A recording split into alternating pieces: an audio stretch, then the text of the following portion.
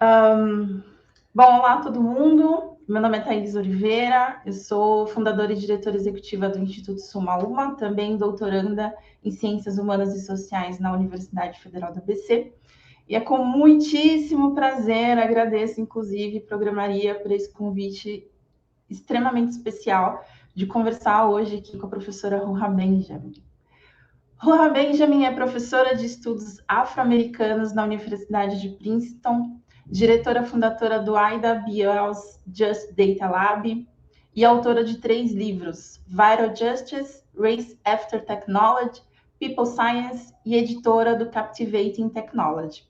Escreve, ensina e fala amplamente sobre a relação entre inovação e desigualdade, conhecimento e poder, raça e cidadania, saúde e justiça. Então, antes da gente começar aqui a nossa conversa, eu quero fazer a minha autodescrição.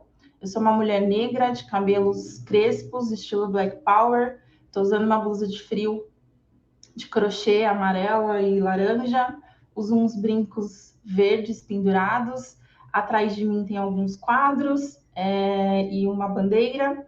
E aqui do ladinho uma estante com alguns livros. Bom, então, vamos começar a nossa conversa aqui com a professora Ruha. Ruha, welcome to PrograMaria Summit. Thank you. It's a pleasure to be here with you and the honor to hear and certainly to learn a lot with you today. So first, introduce yourself and what are your first words to this beautiful and inspiring meeting? Hello, everyone. What an honor to be in conversation and be in community with you. My name is Ruha Benjamin. I am a Black woman with long locks pulled to the side, and I have a red jacket on, and I'm sitting in front of a large bookshelf full of books. And I guess my first words are that these kinds of conversations across borders and across nation states is so important. One is to understand that these are arbitrary lines, that we have to think expansively. We're living in a time of planetary crisis and emergency when it comes to all sorts of issues, from climate justice to racial justice. And the more that we can learn from each other and hear one another's experiences, the better we'll be in terms of organizing, building solidarity, and building movements. Nice, thank you, Professor. First, I want to start with a thing that I think beautiful about your history, about your profile. In your self-presentation in your most recent book, Vital Justice, you wrote a lot about your place, family, and non-institutional knowledge that you learned with them. And this, to me, it's very important and beautiful, decolonial way about what it's possible to do science. And I would like to hear more about this background besides the academic field and how this knowledge impacted your life and your career decisions. Yeah, so you're right that Viral Justice in many ways is a very different kind of book, in that I do include and integrate a lot of personal reflections and stories and experiences. And I like that you called it a kind of decolonial mode, because part of our colonial training and education associates being a serious scholar with depersonalizing what we know, by keeping the world at a distance. The more authority we get by seemingly being neutral and objective and standing above the things that we're studying and learning about, rather than being in the world and acknowledging how those things impact us beyond what we read, beyond what we write. And so, I start Viral Justice reflecting on my grandparents and their migration from the Jim Crow South to California in search of better futures. And I talk about experiences with my family members, including my grandma as one of my first teachers, even though not formally in the classroom, the lessons that she imparted. And I think part of our being honest with ourselves about how we know what we know has to have this more expansive citational practice, citing the people and the experiences beyond the texts that we read. And for me, that has meant looking to my family members, looking to members of my community, to my friends, and all of the things that they taught me. And so in many ways, this book is a love letter to all of the people who don't necessarily get the credit, who helped grow me and cultivate me. And I think by putting that on the page, it invites the readers to think about their own lives, to think about who has shaped you, who should you cite in terms of the knowledge and the experiences that you've had beyond, let's say, the dead white men who were taught about in our theory classes.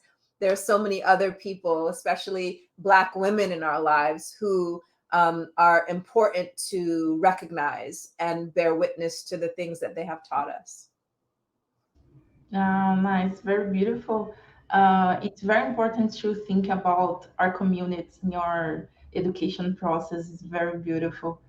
And about education too, regarding your teaching philosophy, you said, I teach like my life depends on it. It's beautiful. And you mentioned the Brazilian intellectual Paulo Freire. It's amazing people who inspired us too. Yeah. If the structure does not permit dialogue, the structure must be changed. I watched a lot some speeches that you did at undergraduate ceremonies, and all of them were very inspiring, mainly because I am a professor too here in Brazil.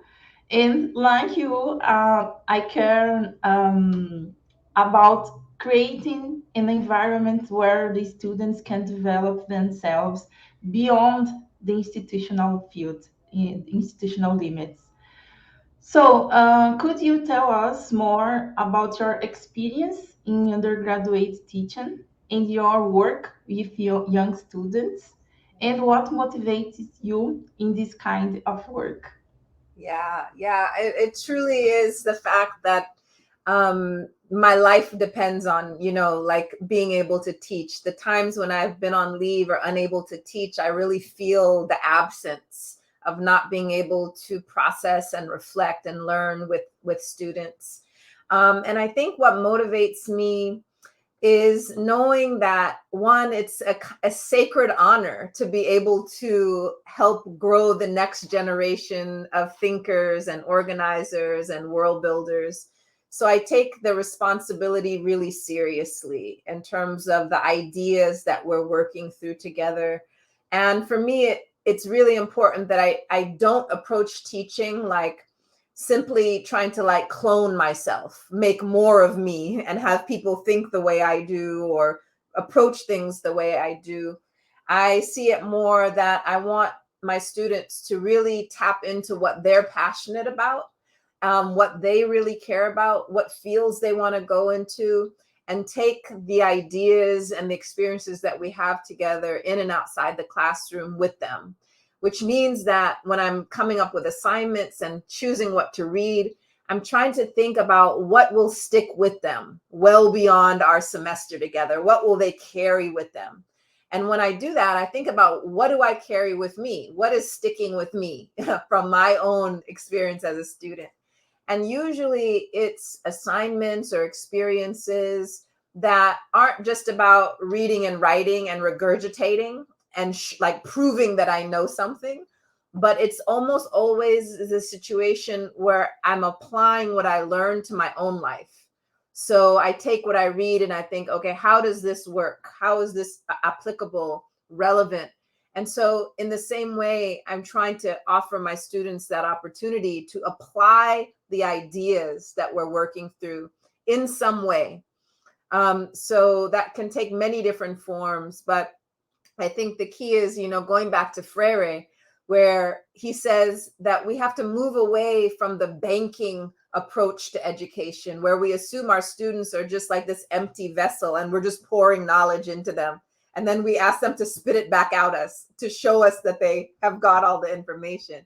And he said, instead of a banking approach, we should try a problem posing approach, think about what are the problems, the real problems that we face in our lives, in our communities, in our society, and use that as a starting point to see what ideas are relevant to addressing those problems. The relevancy is so crucial. And in that way, Freire is a constant touchstone for me to remember that my students come into the classroom already full, full with experiences, full with insights, sometimes full with miseducation, because our K through 12 system is so terrible in terms of the kinds of curricula in many parts of the country that miseducate students. But they're still full with that, the miseducation, and we have to process that too. But the key is that they're not just empty, and my job is not to fill them. It's to actually think about what they're already bringing to the table and then working with them to really to figure out what's true and what's not. Very beautiful. Your students are very lucky to have as a teacher. And about this situation like education and to do things with students, you are the founding director at IWL's Just Data Lab, and you work with students, educators, activists, and artists together to develop a critical and creative approach to data conception, production, and circulation. And the goal is to rethink and retool the relationship between histories and statistics, power and technology, data and justice. And something that I think very interesting is this project work with a lot of themes like intersection with technology, like art, design, privacy, education, health, mental health, and so on. And tell us about the importance of interdisciplinary approaches for discussing technology. Yeah, thank you for talking about the lab and looking at some of the projects that students have worked on in collaboration with community organizations all over the country.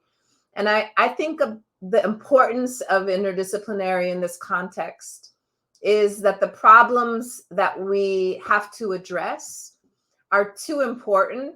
The stakes are too high. They're affecting people's lives in such a way that we can't just leave it up to people who have the technical know-how, who have the data skills, who know how to program, because they're missing a lot of different types of knowledge: historical knowledge, sociological, anthropological knowledge, cultural knowledge. And so the problems that we face are too large and consequential to just leave it up to the STEM fields or the so-called hard sciences. Another way to think about it, when we talk about AI and we talk about this method of deep learning when it comes to neural networks and machine learning, that the idea is that computational depth without social and historical depth is actually superficial learning. It's not enough. It just skims the surface. So we need people who are thinking historically, sociologically, in terms of community activists and organizers, people who have real lived experience of health inequities, who've been stopped and harmed by police, who have a bad experience in their schools and education. All of these experiences, insights, and forms of knowledge are necessary to be able to think critically and creatively about data, technology, information sciences. We need it all around the table. We can't just have the people who have the technical know-how, and we can't just have the people that are cheerleaders for technology making these important decisions, because then they will miss so many different aspects about the potential harms around these. And so this is what motivates me in terms of forming the lab. And fortunately, we do have students from across the university, from so many different disciplines, from students who are filmmakers and poets to people who are doing neuroscience and physics and computer science. And so we're bringing together many different disciplines under the heading of the Just Data Lab. Very interesting. Yes, the society is very complex. So I think it's very beautiful how the interdisciplinary can be useful for think about these complex issues. Um, and now talk about your one of your books, Haste After Technology. Um, it's interesting, very beautiful, and I have the book here with me. You. We're trying to get So, it translated to Portuguese. So oh, hopefully yeah. one day soon we will have it. You are very hope for this book in Portuguese. Please. So in this book, Haste of Technology, you describe the racial segregation from Newton Code, thinking engineered inequity, the food discrimination, coded exposure, and technological beneficence. And you guide the discussion mainly with critical race studies and the field of science, technology, and society, mainly to critique the idea of technology neutrality. So, Ruha, currently and from a racial perspective, what are the most impactful problems in the intersection between technology and society? This might be the hardest question that you've asked so far because it's really hard to narrow down and choose just a few because to the extent that these tools and technologies are impacting so many areas of our lives, how do we decide if they're impacting our education system and our healthcare system and our policing and our work, our border and immigration? It's like all of these areas are being impacted, and the inputs are also shaping what tools are created. And so rather than maybe choose which is the most impactful, I would say that race after technology focused a lot on how these tools are impacting racialized groups and how racism shapes these technologies.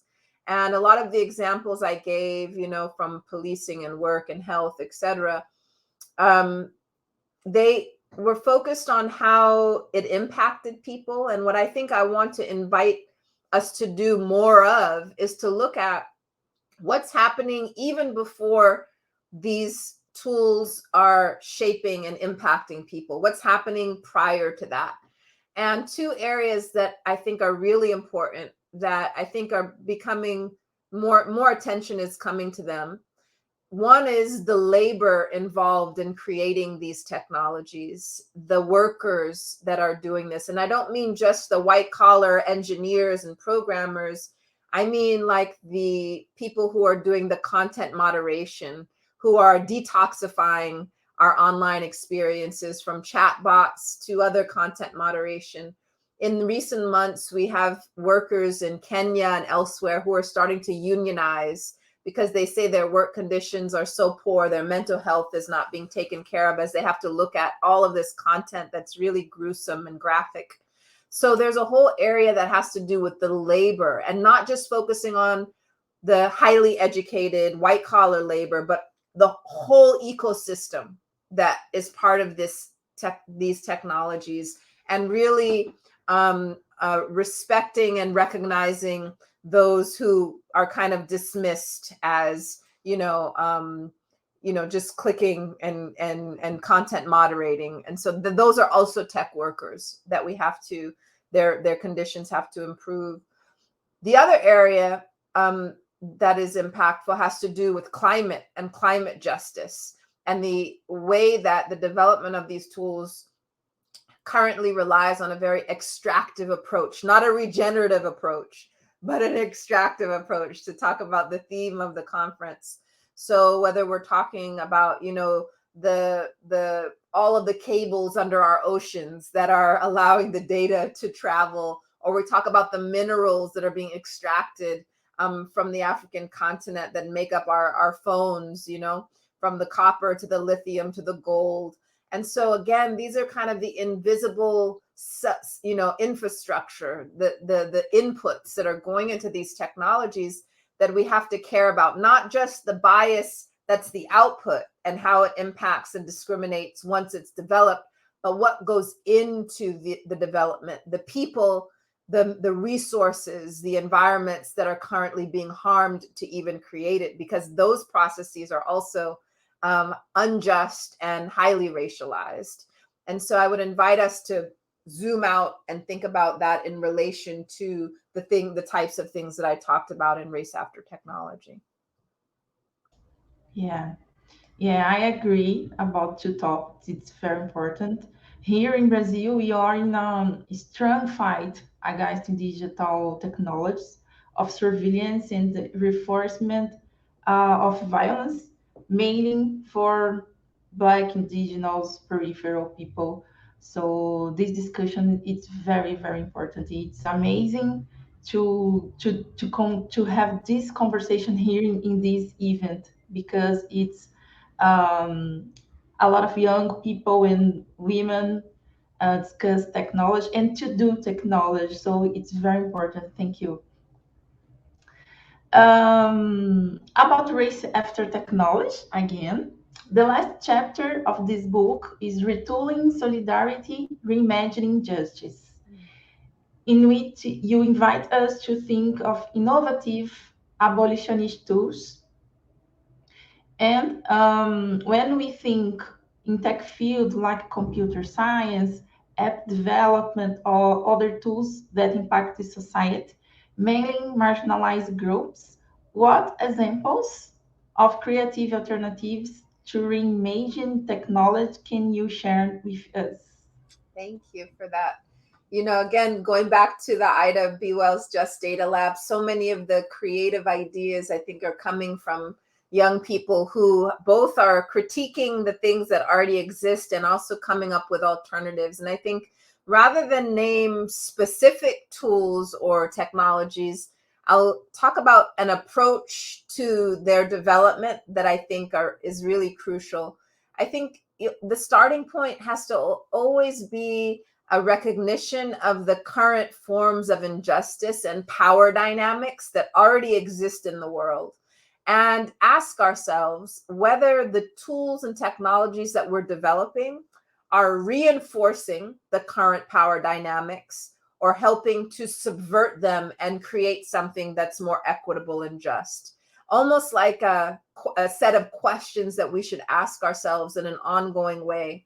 So if our data collection is just being used by those who already sit in seats of power in order to create more control, surveillance, hierarchies, then what we're creating is reinforcing the status quo. But if the data that we're collecting, the tools that we're developing are shining a light on those injustices and helping people organize against them and develop something else, then perhaps they are more liberatory. So an example I think about in terms of housing, we have a huge housing crisis, in the United States and around the world. And there's a group who created the Anti-Eviction Mapping Project, where they collect data on how landlords are treating their tenants, whether they're unjustly evicting them, whether they're maintaining housing that's dilapidated and run down and not following the law. And so this mapping project helps collect data and puts that data in the hands of housing justice organizers so they can work against those injustices and then try to create something that is allows for housing as a human right. So that's one of many examples in which the people that are collecting the data are different, the reasons why they're collecting the data and creating these tools are different, and then how they're implemented, who's implementing them is very different. And so again, it's the whole ecosystem, not just the technology. It's not that the algorithm or the tool is good or bad. It's what the whole social ecosystem around it is doing, the purpose of it. So we should ask ourselves, what is the purpose of what we're creating and building? And who does it serve? If it serves the powers that be, then we should ask ourselves whether we want to continue doing it or not. Nice. I really like supervising logic. It's very creative things. About your most recent book, Viral Justice, How We Grow the World We Want, you mixes academic things, né? Academics reflections and personal life reflections too. And each of the 7 chapters are titled with one word that you represent the complex social issues. Is the thing connect that you talk now. And again, mainly about racism, injustice, health, and other topics. So tell us more about the book's proposal and the writing process from your own life. Yeah. So unlike Race After Technology and a lot of my previous work, this one isn't about technology so much. There's short passages in there that give some examples that apply the ideas to the digital context. But in many ways, you know, the unspoken subtext of Viral Justice is that technology is not going to save us. We are going to save us through weaving a stronger social fabric, making connections with others who are passionate about these issues, because there are powerful forces working to tear us apart and to fray the social fabric. In the words of one, one particular advisor to Donald Trump, Steve Bannon, he said, our goal is to break society. And once we break it, then we will create it in the way that we want. So if their goal is to break society, Viral Justice, the invitation is to build society. How do we build these connections? How do we create a stronger social fabric? Social policies, yes, that invest in education and health and real safety, not policing, but also not waiting for top-down change, not just waiting for laws to change, but what can we do in our own backyards? What connections can we start to strengthen with our neighbors, in our workplaces, in our kids' schools? And so it's an invitation for us to take action wherever we are, because the problem is everywhere. It affects everything, which means that the possible change is also everywhere. We don't have to wait for something in the legislature or the politicians to do things. There are so many examples. And what I try to do in the book is to show you examples and then to invite you to be an example, to actually, do something in your own sphere of influence that can start to seed a different kind of world that has to do with these connections that we have. Yeah. I think it's very beautiful how you present the problems in your book or speech and so on. But it's so beautiful how you present to some perspective of possibilities. And this event, PrograMaria Summit in this year, is think about regenerative technology. So about a beautiful or possible perspective too. And in this event, believe in technology as a tool for building a more diverse, egalitarian, and sustainable future. So affection, care, responsibility, critical awareness, and systematic vision are also technology to that regenerate too. So, Ruha, how do we grow the world we want? Yeah, that's the $1 million question. And it's really a question that we each have to ask ourselves, and it can't be prescribed. Professors shouldn't prescribe it. Politicians shouldn't prescribe it. We really have to ask ourselves how to do this in our own locales, in our own backyards. And I think part of answering that question for each of us, we have to do at least 2 things. One is, I think we have to cut through the buzzwords and the bullshit of those who currently monopolize power and resources and who are trying to sell us on their version of the best kind of future and a good world, because that has not served the vast majority of people on the planet. The kind of racial capitalist, hierarchical, sexist, ableist kinds of world that we continue to see around us. So that's not what we want to regenerate. We want to regenerate the things that are life affirming, that bring more justice and joy into the world. So we have to cut through the buzzwords and the bullshit, and we have to recognize the brilliance around us. And by that, I mean not just the so-called educated people, but also the cultural knowledge and wisdom. So right now we're living in an era of artificial intelligence, and what we need more of is collective wisdom. And we need to go to many of the things that we're not going to just find in textbooks and things that are published. When it comes to the climate catastrophe, we need to be listening to indigenous peoples and Black people all around the world who have solutions and ways of actually, being in relation and stewarding the environment that we have to learn from.